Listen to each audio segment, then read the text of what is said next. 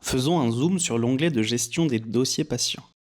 Vous pouvez y ajouter, modifier ou supprimer des dossiers patients. Attention, la suppression d'un dossier patient n'est possible seulement si aucune consultation n'est rattachée au dossier.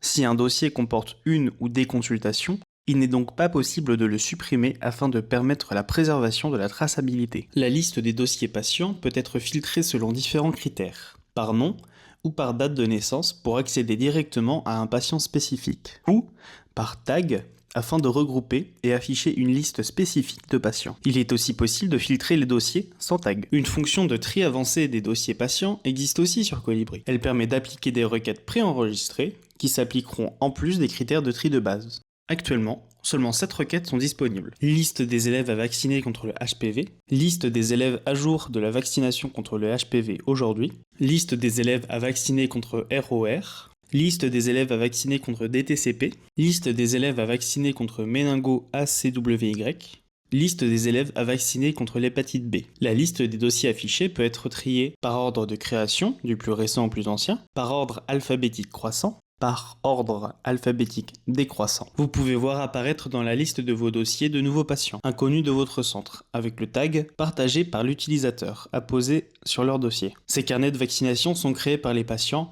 et sont partagés au centre de vaccination à travers l'application. Même si ces patients sont inconnus de votre centre, il est déconseillé de supprimer leur dossier. Pour ouvrir un dossier, il suffit de cliquer sur la ligne correspondante dans la liste. La section Identité du patient est alors affichée. Dans la section Identité, il est possible de remplir toutes les informations au préalable.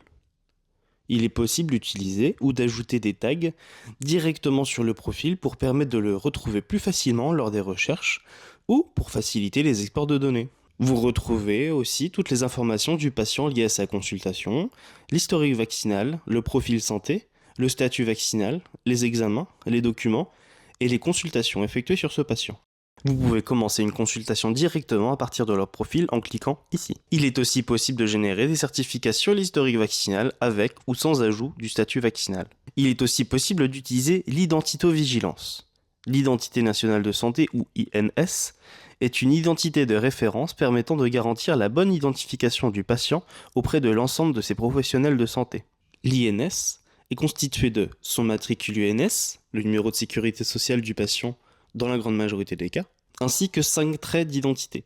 Nom de naissance, prénom, date de naissance, sexe, code commune du lieu de naissance. Une vérification manuelle est demandée lorsque tous les éléments sont rassemblés.